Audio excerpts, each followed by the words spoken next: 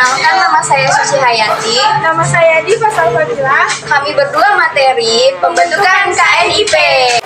Hai guys, nama aku Amelia Cirevianti. Aku akan membawakan materi yang berjudul pembentukan kabinet pertama di Indonesia. Perkenalkan, nama saya Rizka Amelia. Di sini saya akan menjelaskan materi tentang pembentukan kabinet pertama RI. Nama saya Jessica Fatima Azahra. Saya akan menjelaskan materi pembentukan kabinet pertama Republik Indonesia. Perkenalkan, nama saya Ahmad Prasetyo, saya berlegal, dan kami akan menjelaskan materi pembentukan 8 provinsi. Hai guys, perkenalkan, nama saya Rizka Akila. Saya Diana. Materi kami pembentukan partai politik.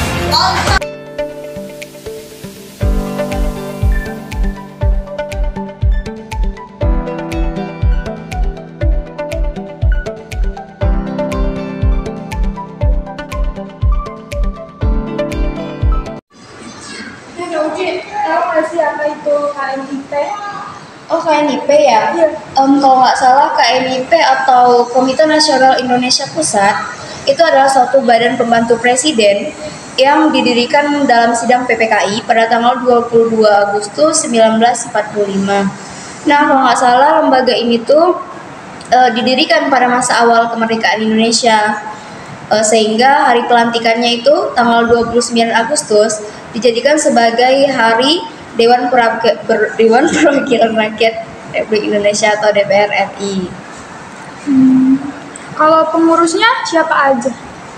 Pengurusnya itu yang pertama itu kalau nggak salah Mr. Kasman Singodimedjo sebagai ketua, Sutarjo Kato Hadikusumo sebagai wakil ketua 1, Johannes Latuhar Hari sebagai wakil ketua 2, dan juga yang ada yang namanya Adam Malik sebagai wakil ketua 3. Ada juga kan awal pembentukan dan juga tugas-tugasnya? Oh iya, awal mula ya. Iya. Kalau nggak salah itu awal mula pembentukannya PPKI ini untuk memutuskan untuk membentuk KNIP sebagai upaya untuk meyakinkan keraguan sebagian kalangan, terutama pihak sekutu yang akan masuk Indonesia dan kaum muda, akan keberadaan PPKI sebagai badan bentukan Jepang. Dengan digantikannya PPKI, maka KNIP ini berfungsi sebagai badan legislatif sementara yang menjalankan tugas-tugas legislatif, sehingga ya yang tadi tanggal 29 Agustus itu disebut sebagai hari kelahirannya atau hari kelahiran DPR RI. Ini aku ada lanjutannya nih, awal pembentukannya. Kalau nggak salah itu dibentuk pada sidang pleno KNIP di Malang gitu pada tanggal 16 sampai 17 Oktober 1945. Nah, jadi di sini tuh peranan Syahril tuh sangat menonjol karena perannya yang menonjol itu mendorong terjadinya perubahan nih dalam tubuh KNIP. Lalu ada juga kan pada saat yang bersamaan tuh muncul nih maklumat wakil presiden. Tahu nggak nomor berapa? Nomor berapa sih itu? Nomor 10 yang menyatakan bahwa KNIP ini sebelum terbentuknya Majelis Permusyawaratan Rakyat dan Dewan Perwakilan Rakyat itu diserahi nih kekuasaan legislatif dan ikut menetapkan garis besar dari haluan negara. Nah, dengan dikeluarkannya maklumat tersebut tuh jadi diputuskanlah dengan suara bulat. Jadi tugas KNIP itu sebagai lembaga legislatif. Dia nggak bertugas lagi sebagai pembantu presiden yang mengurusi hal-hal yang berkaitan dengan tindakan pemerintah. Nah kan sebagai lembaga legislatif nih, tugas KNIP itu mengesahkan undang-undang ya bersama presiden. Lalu dengan fungsi KNIP seperti itu, dia tuh mengharuskannya untuk sering mengadakan sidang gitu loh. Padahal keanggotaannya kan udah tersebar di beberapa daerah gitu. Iya. Nah, itu kan jadi kayak sebuah kesulitan gitu kan. Iya. Ada nih diatasi dengan penetapan presiden yang menyatakan bahwa KNIP itu dapat mendelegasikan kekuasaan gitu loh. Mendelegasikan kayak memberi wewenang, memberi tanggung jawab kepada suatu badan perwakilan kecil. Tapi dia tuh yang memiliki yang berkedudukan gitu, tau nggak? Apa itu? badan pekerja. Nah, badan pekerja ini yang sewaktu-waktu akan dipanggil dan bertanggung jawab dalam KNIP. Jadi kan dia bertanggung jawab nih. Lalu dia paling tidak itu mengadakan sidang 10 hari sekali, kalau KNIP itu setahun sekali. Wah, lama juga ya. Tapi kalau nggak salah ada nggak sih usaha-usaha dari KNIP? Nah, iya ada. Yang pertama itu kan menyatakan keraguan rakyat Indonesia untuk merdeka. Lalu itu ada lagi membantu menenteramkan rakyat, menyatakan untuk cita-cita bangsa ini kayak membangun pemimpin gitu loh. Oh, luar biasa ternyata KNIP ini. Jadi ya udah deh, makasih ya. Jadi deh, apa itu KNIP? Mel, Ya, tau nggak sih kabinet itu apa? kabinet itu suatu badan atau dewan pemerintahan yang terdiri dari beberapa menteri. Oh, jadi yang dimaksud kabinet pertama itu apa? Kabinet pertama atau kabinet presidensial itu dia bisa dibilang sebagai pembantu presiden dalam mengurus pemerintahan. Jadi kabinet pertama ini dibentuk pada setelah proklamasi kemerdekaan pada tanggal 2 September 1945 yang diketuai langsung oleh Soekarno dan wakil ketuanya Pak Muhammad Hatta. Oh gitu ya. Jadi kenapa sih kabinet pertama ini disebut sebagai kabinet presidensial? Karena pada masa pembentukannya kabinet pertama ini, pada masa itu Indonesia itu masih menggunakan sistem presidensial, di mana presiden itu berfungsi sebagai kepala negara dan berfungsi juga sebagai kepala pemerintahan. Oh gitu ya. Jadi ada nggak sih kayak alasan gitu yang mendorong terbentuknya kabinet pertama ini? Ada dong, beberapa diantaranya itu untuk mengisi kekosongan kekuasaan. Nah, jadi karena setelah proklamasi kan tuh Indonesia tuh butuh banget pemerintah yang efektif untuk menjalankan roda negara. Nah, yang kedua untuk menyusun pemerintahan. Kabinet ini diperlukan untuk mengatur berbagai sektor pemerintahan kayak politik, ekonomi, keamanan. Nah, yang ketiga untuk memberikan legitimasi.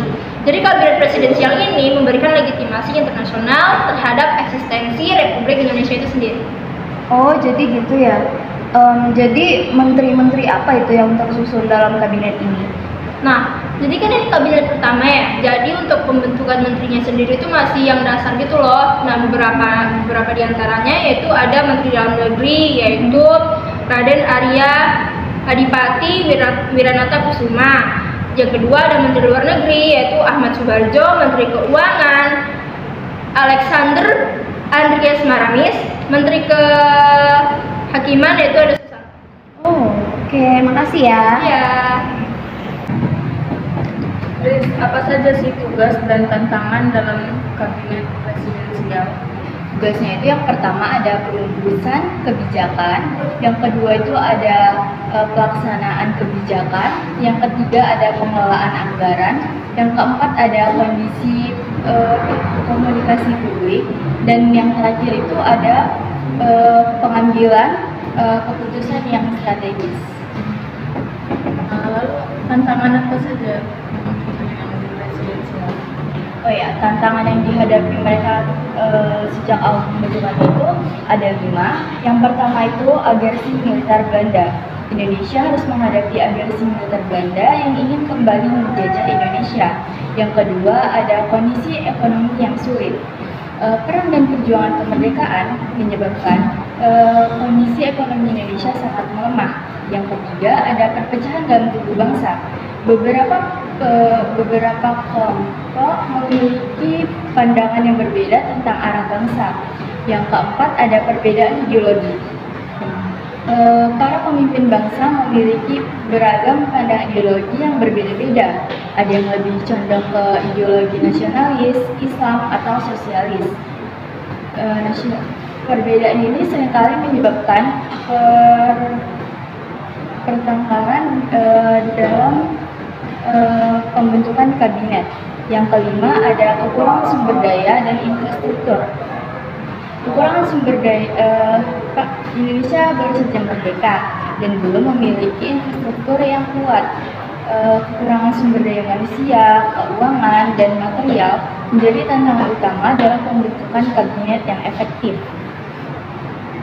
Lalu apa saja warisan yang ada di dalam kabinet presidensial? Warisan yang ada dalam kabinet presidensial itu yang pertama, proklamasi kemerdekaan. Kabinet ini berhasil mempertahankan Indonesia dari ancaman Belanda. Yang kedua itu ada pembentukan lembaga-lembaga negara. Kabinet presidensial berperan penting dalam pembentukan berbagai lembaga negara yang penting. Nah, yang ketiga ada pembinaan semangat nasionalisme. Kabinet ini berhasil membangkitkan semangat nasionalisme di kalangan rakyat. Oke, makasih ya. Bagaimana struktur dan komposisi dari kabinet pertama? Tahu, kabinet pertama ini terdiri dari 13 menteri yang memimpin berbagai departemen. Tokoh-tokoh penting dalam kabinet ini ada Soekarno. Soekarno ini memimpin kabinet dan menetapkan arah kebijakan nasional. Yang kedua itu ada Muhammad Hatta. Hatta ini juga menjabat sebagai Perdana Menteri yang membantu Presiden dalam mengkoordinasikan jalannya pemerintahan. Lalu yang ketiga ada Ahmad Subarjo. Ahmad Subarjo ini bertanggung jawab atas hubungan luar negeri dan diplomasi Indonesia di awal kemerdekaan. Yang keempat ada Supomo. Supomo ini membangun sistem hukum nasional dan konstitusi negara. Yang kelima ada Otto Iskandar Dinata. Otto Iskandar Dinata ini berperan dalam pembentukan dan pelaksanaan kebijakan negara. Lalu ada sedikit juga ini tugas dan tantangan dalam kabinet pertama. Atau enggak? Mau dong. Tugas dan tantangan kabinet pertama ini menghadapi berbagai tantangan yang berat sekali, termasuk pengakuan internasional atas kemerdekaan Indonesia, mempertahankan kedaulatan dari ancaman kolonial Belanda yang ingin kembali menguasai Indonesia, serta membangun struktur pemerintahan dan infrastruktur negara yang belum ada. Lalu kabinet pertama ini berhasil mengantarkan Indonesia pada masa-masa awal kemerdekaan. Meskipun penuh dengan tantangan internal dan eksternal, keberhasilan mereka dalam mengelola pemerintahan di masa transisi ini menjadi fondasi penting bagi kelangsungan Republik Indonesia. Oke, makasih ya Zak. Aku jadi tahu informasinya dari kamu. Ya, sama-sama. Tahu nggak tuh syarat pembentukan provinsi itu apa? Tahu.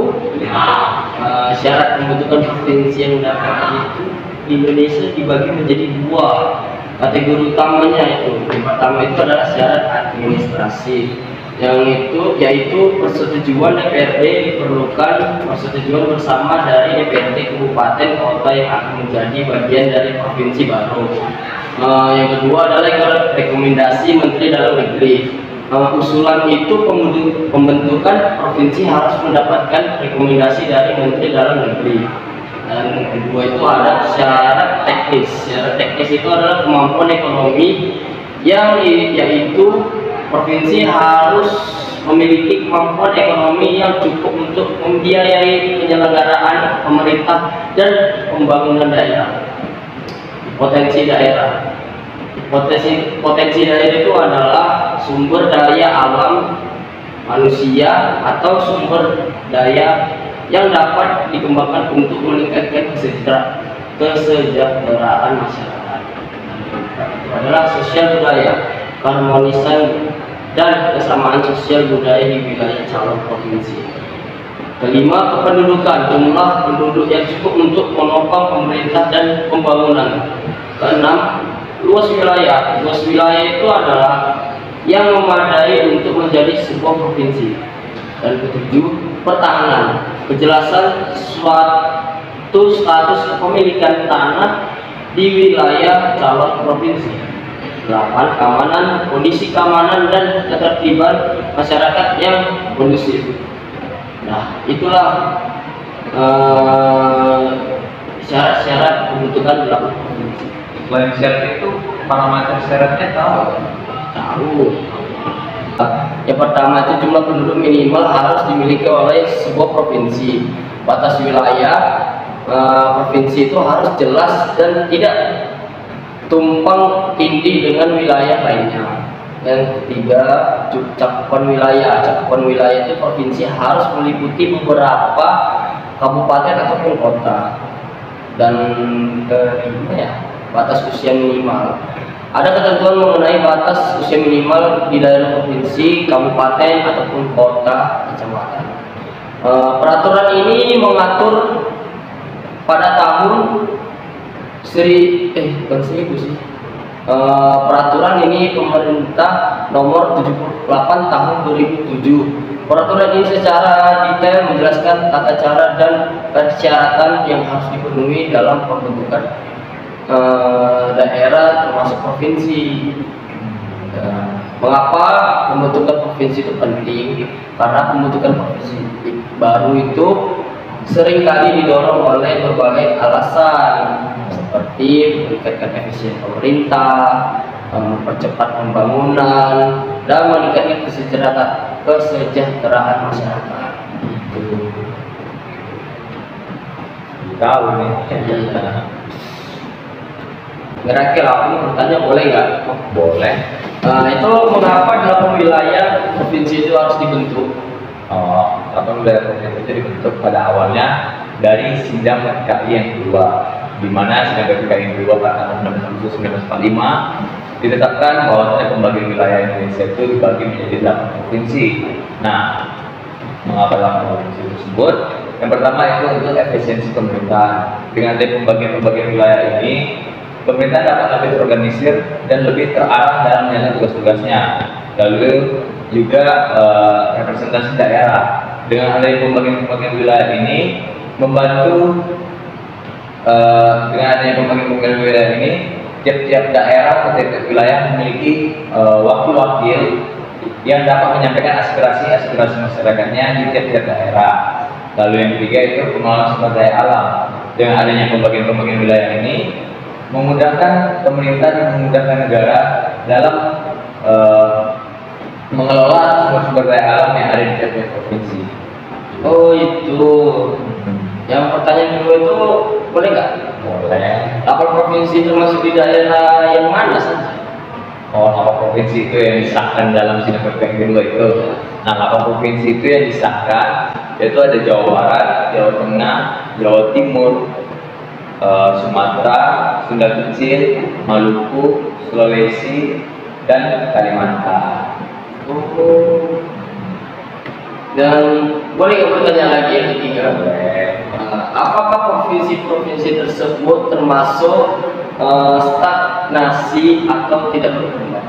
Oh, jadi provinsi pada masa itu 8 provinsi itu tidak bersifat stagnasi, melainkan bersifat statis.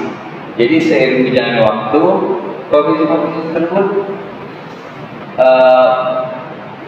melakukan perkembangan mulai dari pembatasan wilayah ataupun pemekaran wilayah-wilayah baru. Contohnya pada tahun 1948, di mana Sumatera memekarkan provinsi baru yaitu Sumatera Utara. Oh itu ya. Makasih Mbak Rakel sudah menjawab pertanyaan dari Dampak. Ya. Terima kasih.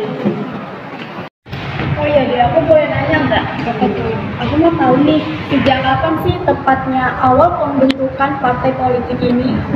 Jadi partai politik yang pertama kali dibentuk di Indonesia ini adalah The Industry Party pada tanggal 25 Desember tahun 1912 yang didirikan oleh 3 tokoh pergerakan nasional yaitu Dawes Beker, Ki Hajar Dewantara, dan Cipto Mangunkusumo.